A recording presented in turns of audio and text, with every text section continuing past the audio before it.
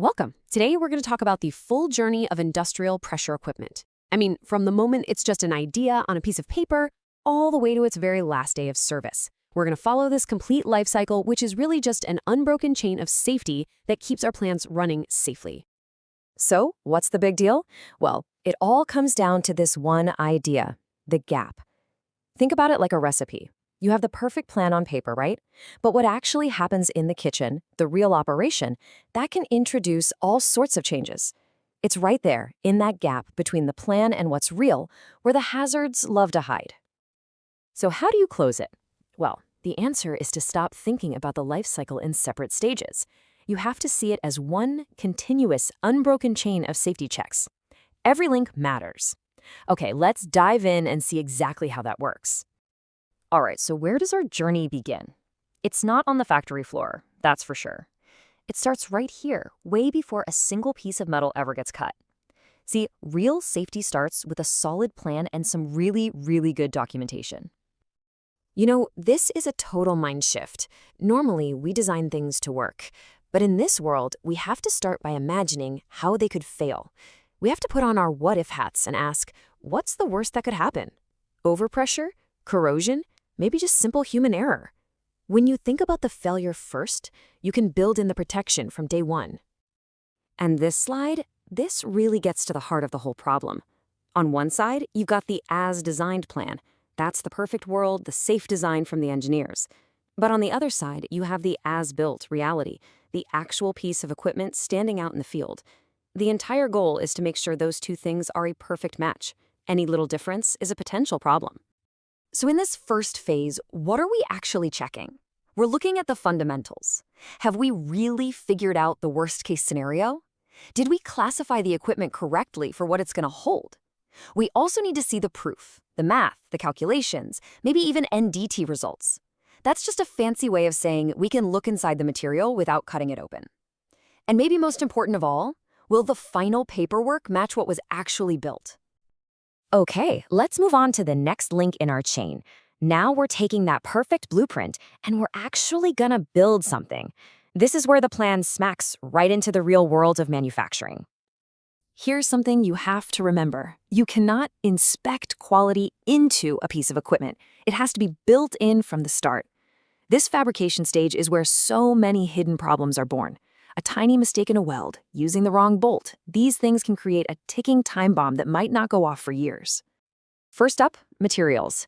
Can you take any single part of that vessel, a flange, a nozzle, whatever, and trace it all the way back to the original certificate from the steel mill? If you can't, you don't really know what you have. This is completely non-negotiable. Second, let's talk about the welds holding it all together. We have to verify two things. One is the procedure, the recipe for the weld, correct for the job. And two, is the welder, the chef, actually qualified to follow that recipe? You need the right plan and the right person. And then, the moment of truth before it goes live, commissioning. This is your last major checkpoint. Are the pressure relief valves installed the right way? Are they set correctly? Have all the safety systems been tested to make sure they actually work? This is your final chance to catch a mismatch between the paper plan and the real world. Okay, the switch is flipped and the equipment is live. Now, this is the longest and honestly the most critical part of the entire life cycle. It's the marathon, and it requires constant vigilance from everyone on the team.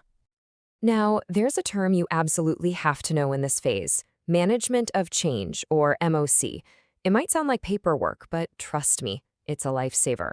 It means that any little change, even swapping out a valve for one that looks similar, has to be reviewed by engineering and documented before you do it. Why? Because that similar valve might have a lower pressure rating, and without MOC, that tiny change could create a massive risk nobody saw coming. The whole philosophy here is you have to get ahead of the problem. You can't just wait for a leak to tell you something's wrong. You have to actively hunt for damage, corrosion, cracks, hot spots before it finds you. So while it's running, you're always asking questions. Are the operators really trained on the safe operating limits? Are our inspections based on actual risk? Or are we just checking a box on the calendar? And if we have to do a repair, are we following a strictly approved engineered procedure? All right, hope you were paying attention. We've walked through the whole journey, from paper to plant.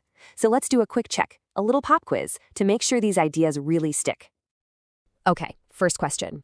Where does that gap between the design and the reality usually pop up? Think about it.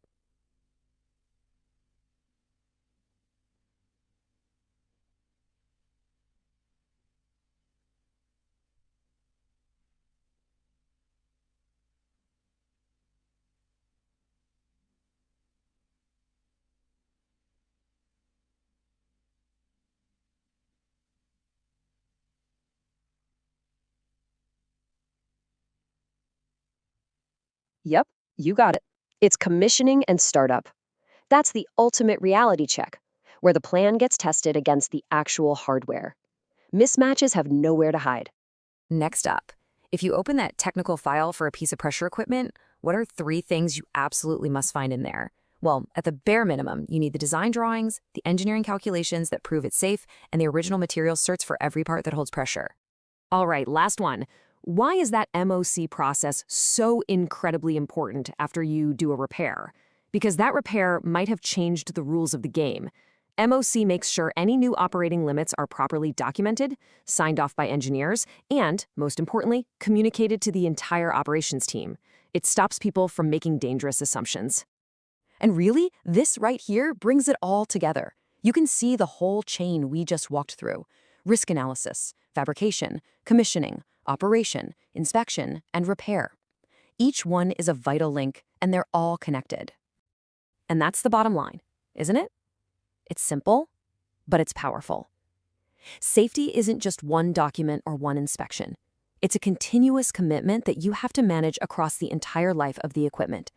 Because if one of those links breaks, the whole thing can come crashing down. So I'll leave you with this question. Think about the equipment you walk by every single day. Looking at that chain, which link worries you the most?